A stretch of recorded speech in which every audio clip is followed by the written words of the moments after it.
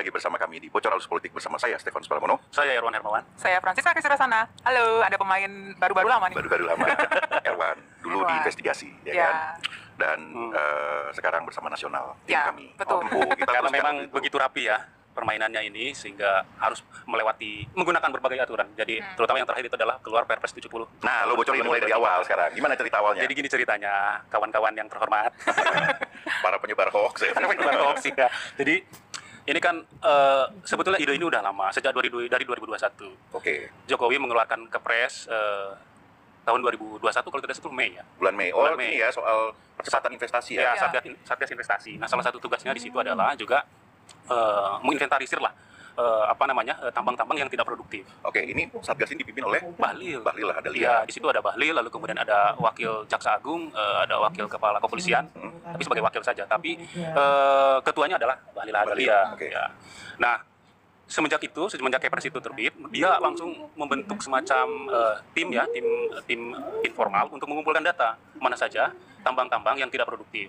Karena alasannya ya kalau tidak produktif, investasi kan tidak jalan. Oh, yang ribuan tidak itu. gerak ekonomi segala macam. Ya. Bukan hanya tambang sebetulnya. HGU, perusahaan sawit juga didata oleh dia, dicek mana sih yang tidak produktif, kira-kira kayak gitu. Bagus dong tidak mendata? Sebetulnya bagus, tapi nanti saya jelaskan di video. Oh, oke, baik. Nah, ketika mendata segala macam sudah kan didapatkanlah datanya, dikasih ke Pak Presiden. Oh, inilah Pak, kira-kira datanya seperti itu. Informasi yang kami peroleh dari orang yang di internal BKPM sendiri yang ikut dalam pemrosesan data itu, data itu tidak dikasih ke Pak Presiden, itu tidak dikasih secara detail ya, tapi hanya gelondongan saja. Gelondongan, artinya jumlahnya saja. Yang tahu detailnya itu adalah di Satgas itu, kira-kira gitu. Sebetulnya sempat mendapat resistensi dari teman-teman SDM dan KLHK, karena kan SDM karena kan dalam tanda petik itu akan mengambil alih kewenangan mereka, lalu kemudian juga mengganggu pekerjaan mereka dan juga mengoreksi ya kerjaan mereka, karena kan selama ini di dua kementerian itu yang mengurus, dan juga pertanian ya kalau HGU itu perkebunan, kira-kira gitu. Dan singkat cerita ini data sudah terkumpul, dikasih ke Pak Presiden, kemudian Pak Presiden membentuk Kepres lagi namanya. Ada Jadi Jokowi bikin Kepres baru. Kepres baru lagi, ada Kepres 1 kalau tidak salah tahun 2022. Terbitnya itu bulan Januari. Ya, gue tahu. Kalau tidak salah, ya. Nah, nanti ditampilin aja ya Kepres-Kepresnya ya, biar tahu gitu pemirsa BAP ini, supaya tidak dianggap nyebar hoax lagi nih. Bahaya nih kita ini. Udah kerja berbulan-bulan kira-kira gitu. Nah, Kepres itu isinya itu Kepres Satgas Penataan Gunaan Lahan. Jadi setelah dikumpulkan, dikasih wewenang lagi oleh Kepres, dan siapa ketuanya? Bahlil lagi ketuanya itu. Tugasnya ngapain? Mencabut sekarang. Mencabut IUP dan HGU yang tidak produktif. izin usaha pertambangan sama hak guna Guna usaha. Itu dicabut sama dia. Dicabut. Nah, kita cek kan official dari mereka, kami wawancara kemarin itu ada 2.700. 2078. Lebih dari 2.000 lah. Izin yang dicabut oleh Satgas itu ya, Satgas. Tapi artinya memang sebenarnya Satgas ini tidak punya kewenangan untuk mencabut itu. Sebelum itu tidak ada, tapi kan begitu ada Kepres, wah udah luar Jadi biasa, super power. Ya. Nah, karena itu tadi kan dia kan tangan kirinya Pak Jokowi kan, kepercayaan. Jadi ya Tangan dia kanan dikasih, nomor 2. ya dia dikasih lewat Kepres itu, dicabut, lalu kemudian bereaksi nih pengusaha. Dicabutnya itu tidak ada pemberitahuan sebelumnya, jadi ujuk-ujuk dikirim via email. Oke. Saya sempat dilihatkan oleh salah satu pengusaha nikel, bukan salah satu, dua malah, itu emailnya dicabut. Lewat email saja, jadi tidak ada pertemuan misalnya, tidak ada pemberitahuan sebelumnya, sosialisasi belum, langsung saja dicabut. Nah, itu dari Satgas yang ngirim email. Dari BKPM ya kalau tidak salah, dari Satgasnya ya. Nah, dicabut, kemudian rame nih para pengusaha, keluar nih pemilik-pemilik yang sebenarnya, karena kan ini yang menarik di tambang dan HGU ya. Ini tambangnya tambang apa sih sebenarnya, Wan? Ada mineral, ada dan batu bara. Jadi mineral itu ada silika, ada nikel, ada bauksit, lalu kemudian batu bara. Nah, kita akan fokus nanti di nikel ya, kira-kira itu. Nah, tapi ini gelondongan dulu. Jadi dia dicabut, kemudian keluarlah orang-orang yang di belakang pemilik tambang ini. Ada banyak ini. Ya, informasi yang kami dapat dari 3 orang di lingkaran BKPM ya. Jadi ada banyak orang yang protes pemilik tambang ini. Ada orang tokoh senior Golkar, lalu kemudian petinggi Partai Nasdem, lalu kemudian ada banyak lah kira-kira kayak gitu yang protes. Nah, mereka protes, lalu kemudian meminta klarifikasi lah. Sebetulnya bukan mereka saja, tapi juga ada banyak pengusaha yang meminta klarifikasi. Lo nemuin berapa pengusaha sih sampai kemudian bisa dapat informasi ini?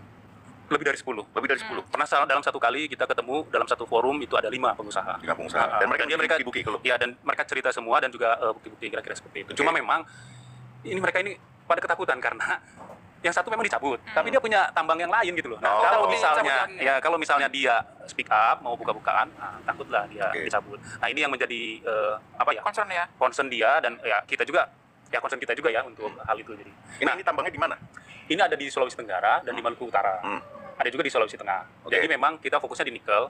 Di 3 wilayah itu yang paling banyak dicabut. Jadi kita udah kerjasama juga dengan Greenpeace Indonesia untuk menganalisis berapa sih yang dicabut oleh Satgas Investasi ini. Karena kan dari 2007-2008 itu kita ingin mengklasifikasi mana yang nikel, mana yang batu bara. Nah, yang sejauh ini yang kami dan Greenpeace lakukan temukan itu adalah ada sekitar 40-an lah yang dicabut, lalu kemudian ya 45 yang dicabut, lalu hidup kembali 40-an. 41 yang hidup kembali ya izinnya. Jadi memang di proses klarifikasi itulah ada terjadi celah atau permainan. Jadi hanya 45 berarti yang dicabut dan hidup sejauh ini yang kami temukan. Apa beda dengan 2073 tadi? 2073 itu kan karena ada HGU, kemudian ada juga kumulatif semuanya, ada HGU dan juga iup tambang secara keseluruhan, bukan hanya nikel, tapi ada bauksit dan lain-lain, ada silika lah, pasir silika dan lain, kira-kira kayak gitu. Nah, dalam proses klarifikasi itu di situ adalah celahnya. Jadi pengusaha bersurat meminta klarifikasi ke Satgas itu, lalu kemudian Satgas memanggil pengusaha ini.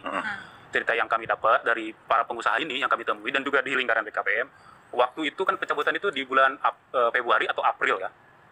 Jadi ya, berarti ya pencabutannya sangat cepat. Karena memang itu Januari muncul Kepres, terus Februari, Maret itu sudah mulai dicabut. Cabut, lalu kemudian dia panggil lah setelah itu. Tidak lama setelah itu mereka panggil, dan katanya itu sempat juga ramai di sana lah.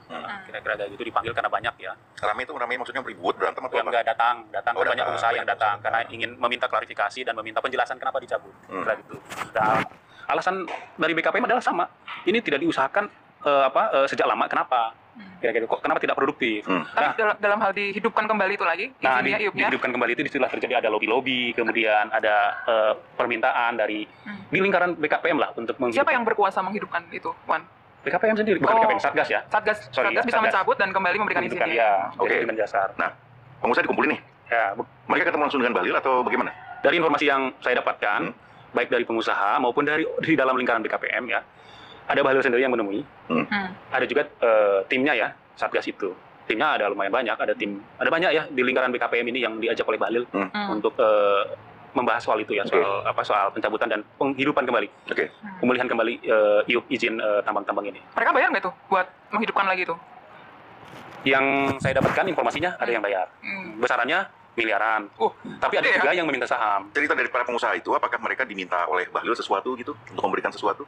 Ya, informasi yang saya peroleh lagi-lagi dari pengusaha ya, Bahlil meminta saham. Minta saham? Saham perusahaan? Minta saham ya. Saham perusahaannya? Saham perusahaannya. Berapa banyak diminta? 20-30%.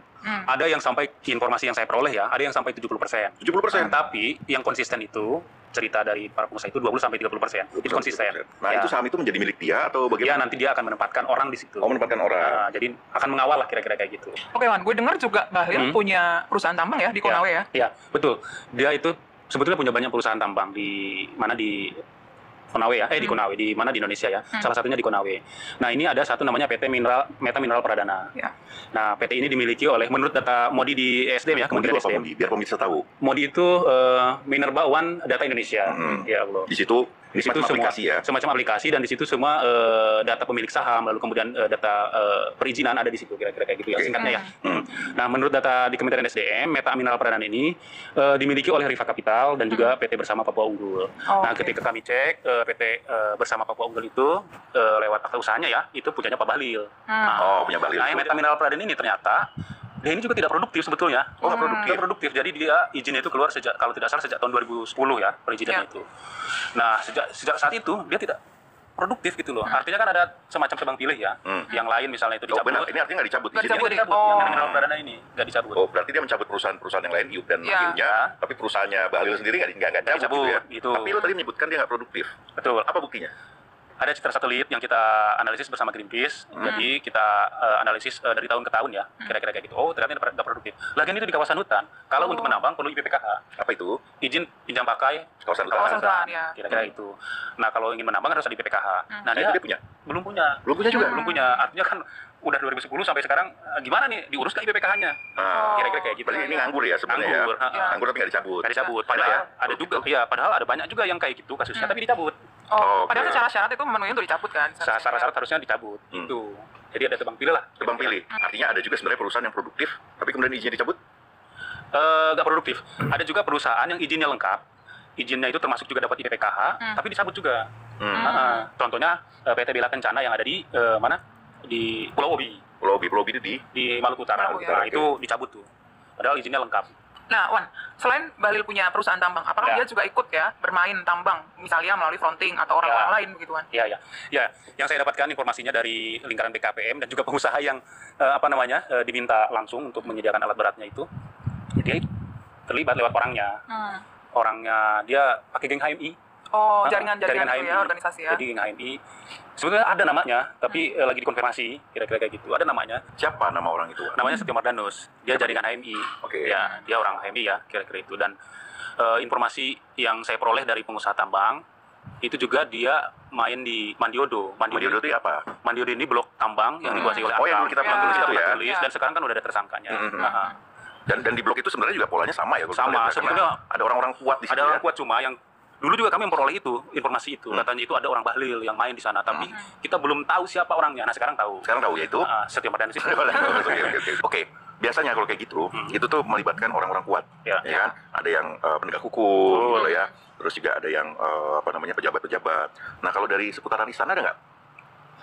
Ada. Tanah, ya. Boleh disebut nggak namanya? Kayaknya nanti dulu lah, karena kita kan ada informasinya dan memang valid, cuma masih cross check karena dia tidak turun langsung. Oke.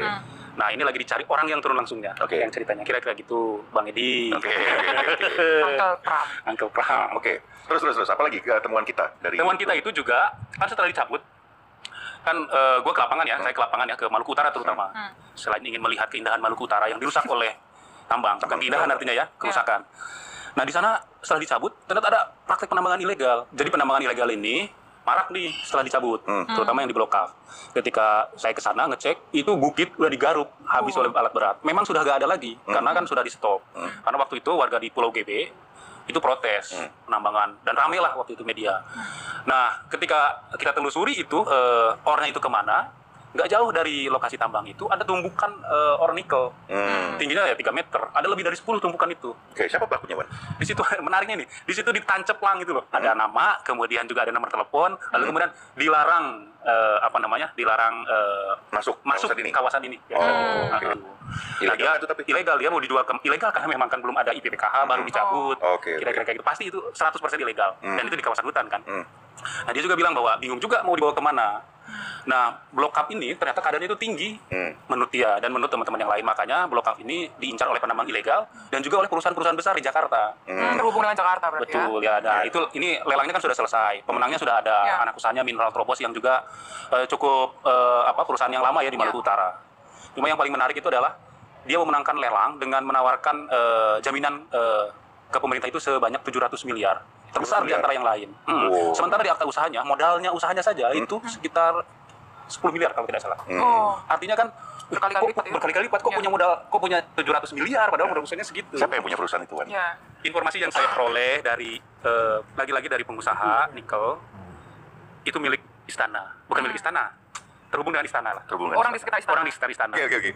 Nah, Cica, soal Bahlil ya. Kan lu sempat menyebutkan bahwa Bahlil ini adalah tangan kirinya Jokowi. Tangan gitu kanan. kan. Tangan kanan nomor 2 gitu. dua. Kasihan ya, nomor 2 doang gitu ya. Kalau sama nomor 1, nomor 1-nya Pratikno Kan gitu Pratikno ya. dari periode 1. Oh iya, jadi masuknya belakang. Loginnya kan di periode 2. Oke.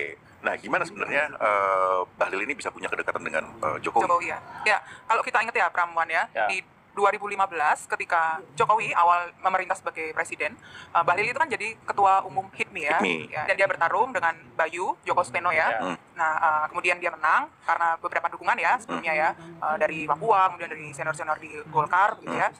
Dan ketika dia menjadi ketua umum HIPMI itu interaksi dengan Presiden Jokowi ini cukup intens.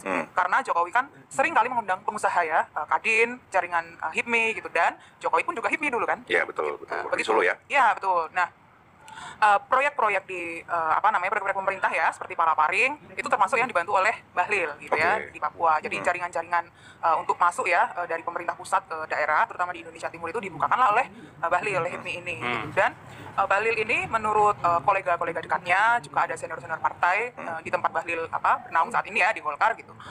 Mereka menceritakan bahwa Bahlil ini tipikal yang kalau sudah bekerja tuh lapor presiden. Gitu. Jadi mengupdate gitu. Saya sudah sampaikan ini Pak, saya sudah selesaikan ini. Oke. Jokowi Ini berarti saking dekatnya dia bisa laporan setiap saat ya pada presiden. ya, bahkan saking dekatnya ya Pram ya. Misalnya ketika ada jaringan pengusaha begitu yang ingin bertemu presiden, dia bisa menghubungi Bahlil dan besoknya jaringan pengusaha ini dipertemukan oleh Bahlil dengan Jokowi. Dan pengusaha ini sendiri yang memang bercerita ya gitu. Dan Berarti ini juga menjadi jembatan dengan pengusaha ya. betul. Dari kedekatan di HIPMI lah kemudian Bahlil masuk ke istana di 2019 ya, menjadi Menteri Investasi. Oh ya, sebelum BKPM, kepala BKPM dulu. ya, kepala BKPM sebelum menjadi Menteri Investasi ya. Sebelum itu juga Bahlil diajak beberapa kali kunjungan kerja, termasuk ke luar negeri bersama dengan Ketua Kadin yang saat itu menjabat Rosan Roslani. Gitu. Nah, kemudian di awal masa jabatan Bahlil sebagai kepala BKPM itu, Bahlil langsung mengeksekusi ya perintah Presiden di minggu pertama bahkan ya Wan ya, untuk untuk menyetop ekspor nikel ore. Itu ekspor nikel mentah gitu ya, dan itu dilakukan padahal Perpresnya belum terbit. Belum terbit pada Perpresnya. Ya, pada saat itu sebetulnya ada kapal yang membawa nikel mentah ini untuk mau diekspor. Dan ketika Bahlil menyatakan itu, si kapal ini nggak jadi jalan gitu. Ada berapa vessel? Waktu itu sekitar Ada lebih dari 100.000 ton ya, waktu itu ya. Vessel kan 50.000 ya. Betul. Under vessel. Ya, lebih dari 100.000 ton ya. Gagal, dan itu dianggap gagal ekspor ya. Dan itu dianggap ini keberanian gitu ya. Keberanian dari Bahlil gitu. Betul. Kepala BKPM saat itu. Nah, kedekatan lainnya adalah ketika pemilihan ketua Kadin. Kalau Arsyad ya, yang iya, kalau lo ketiga. ingat ya, Arsyad itu kan memang didukung oleh Jokowi kan saat itu. Gue ingat banget karena waktu itu gue masih di ekonomi, ya, di 2021 ya.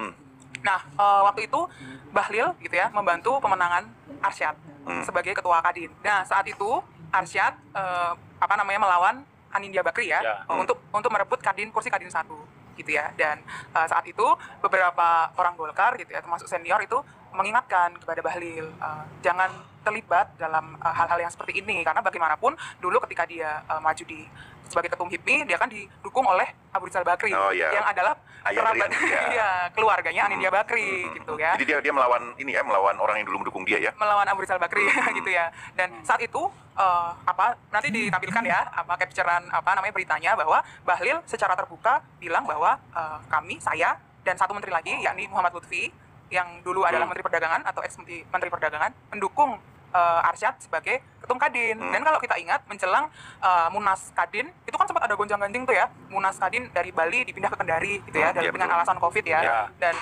dari situ ada instruksi ya atau permintaan dari istana yang dikeluarkan oleh Mensesnek saat itu untuk memindahkan Munas di Bali ke Kendari. Nah, Kendari ini daerah yang dikuasai oleh Bahlil. Ya, dan orang operator yang di bawahnya itu yang dipinta oleh Bahlil itu namanya Anton Timbang. Nah, Anton Timbang ini punya kongsi bisnis dengan Bahlil lewat orang-orang Bahlil di bawah ya. Ada nama PT Tataran Media Sarana namanya. Meskipun dibantah juga oleh Anton lewat WhatsApp ke saya ya, kira-kira kayak gitu. Jadi Tataran Media Sarana ini salah satu perusahaan yang tiupnya ujuk-ujuk muncul tanpa lelang.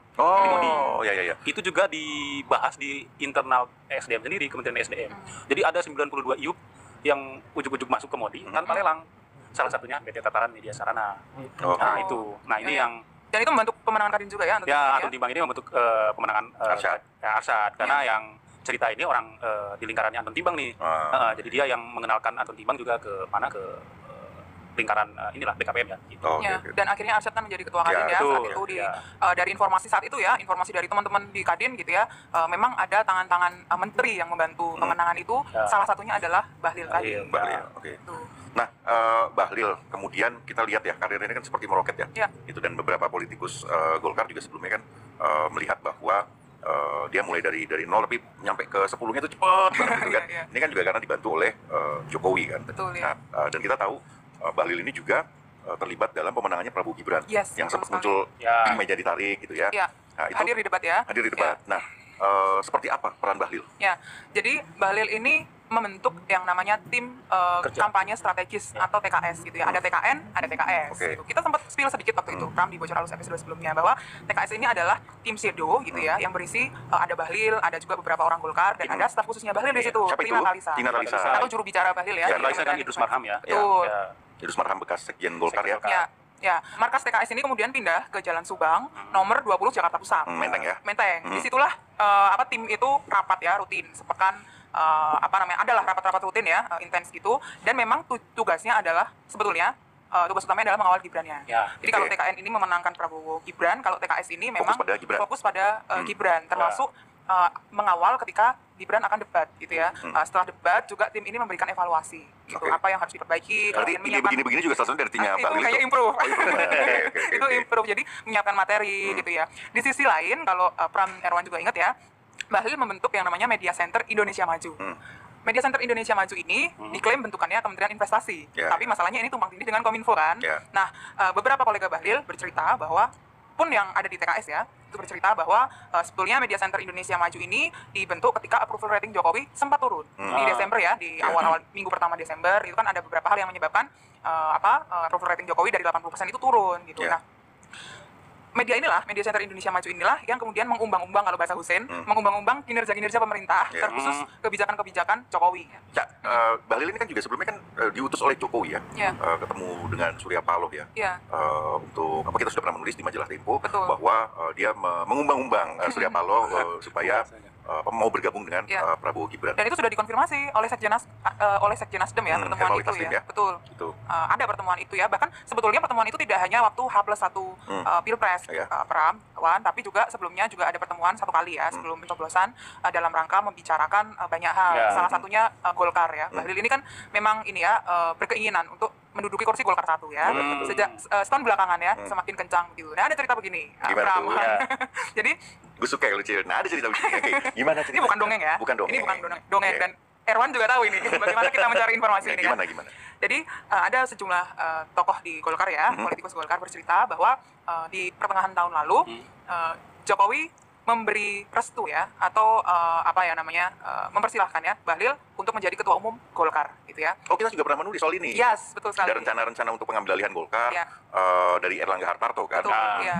Ada dua orang yang diinginkan Jokowi menjadi ketum Golkar ya. Siapa saat aja? itu Bahlil dan Luhut. Kalau nggak Bahlil ya Luhut. Ya, dan sejumlah politikus Golkar melihat ada semacam wacana gitu ya, kalau Bahlil nanti menjadi ketum Golkar, Jokowi ini akan menjadi ketua Dewan Pembina Partai Golkar. Dan sebetulnya wacana Bahlil mengambil alih Golkar itu terjadi saat Jokowi gonjang-ganjing dengan PDIP kan. Dan Jokowi juga mencari tempat berlabuh setelah misalnya tidak lagi di PDIP, dia akan kemana gitu. Karena tentu saja setelah menjadi presiden dia kan harus mempunyai kekuatan lain, yakni di partai untuk menjaga keamanannya dia kan. Betul, sebenarnya kalau tidak ada masalah nggak perlu pakai jaga-jagaan segala ya kan. Tapi kalau memang pemerintahnya syarat dengan masalah, tentu saja dia harus melakukan berbagai manuver-manuver politik baru untuk menjamin keselamatan dia dan juga orang-orang dekatnya dia kan.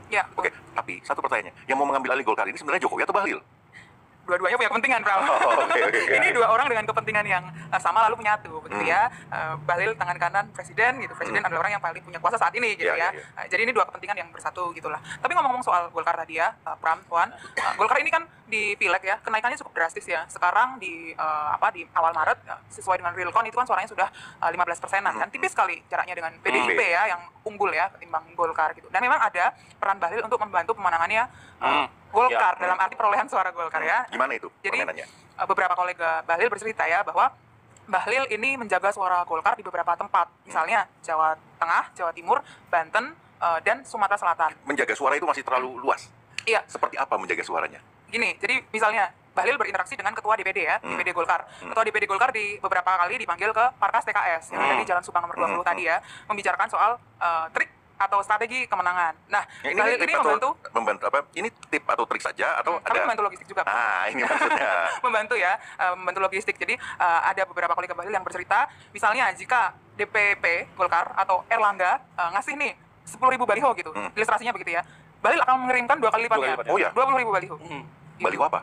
Baliho caleg, Erlangga. Maksud gue apakah ada foto Bahlil atau apa gitu? Enggak, caleg dan Golkar. Ini kan dalam rangka untuk ini kan meningkatkan bargainingnya di daerah Golkar ya, di daerah. Terutama di daerah. Oh, berarti di Golkar ingin mengambil hati lah kira-kira daerah. Oke. Ya, tapi artinya memang ada pertempuran di Golkar ya antara kubunya Erlangga dan kubunya Bahlil. Betul.